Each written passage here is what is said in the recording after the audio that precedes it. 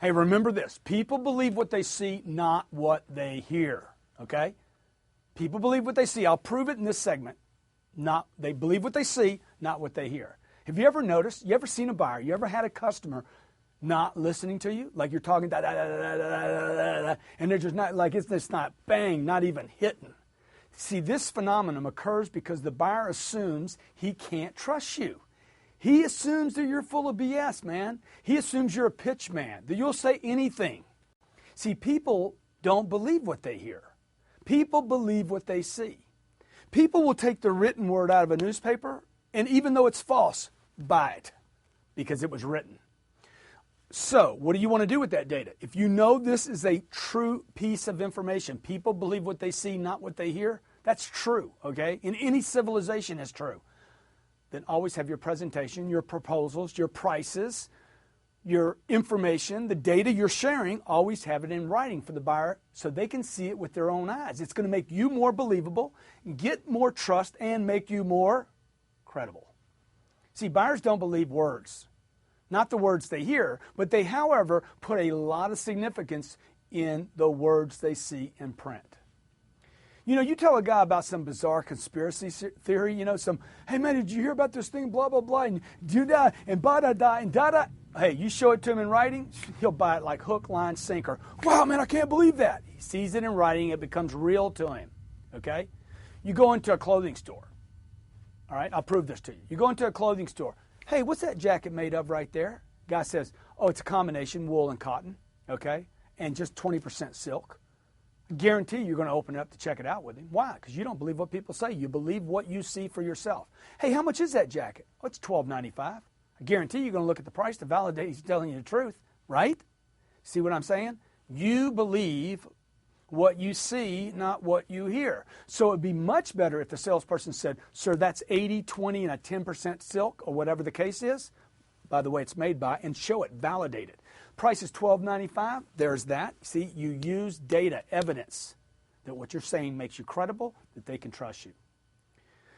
So I want you to make this a rule that you sell by. Assume that your buyer, no matter how well you know this person, mom, dad, brother, twin brother like I have, okay, sister, cousin, spouse, kid, just assume they don't believe what you say. And assume that you must show them written data to support what you're saying. You understand what I want you to commit to this. Just assume they don't believe you. Show it to them.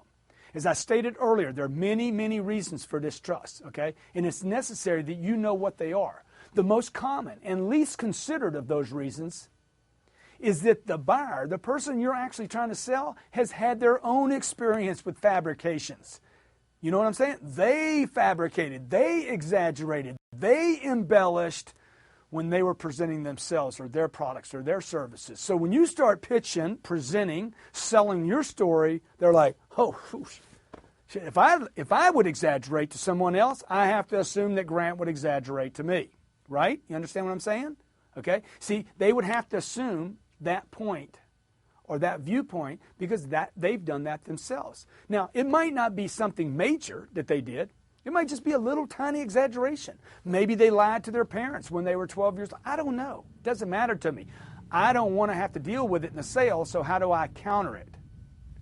Validate it. With what? Data. See, whatever it was, the buyer knows another person might make a slight exaggeration or even tell an outright lie, fib, when they're selling something. So, how do you handle it?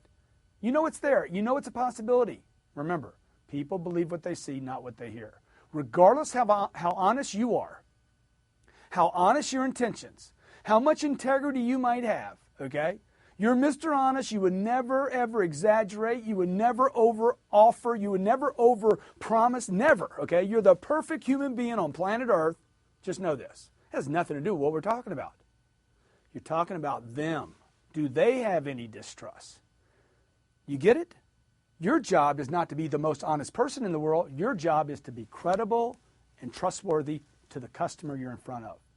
This belief and distrust is what is real to that person. It has nothing to do with your moral fiber or how you've lived the last 50 years of your life. Regardless of how honest you are, if there is an element of distrust, it becomes intensified when you start making mistakes like, yeah, it's this much money, and trust me, and this is so much money, and this is it. No, show them, okay? Because they're worried about being ripped off by some earlier salesperson, or because maybe they've done some of this before in the past as well, okay? So what are you getting out of this segment? Hey, people have misunderstandings all the time, and misunderstandings lead to distrust. So I want you to try this simple exercise to prove my point. I want you to write a short story.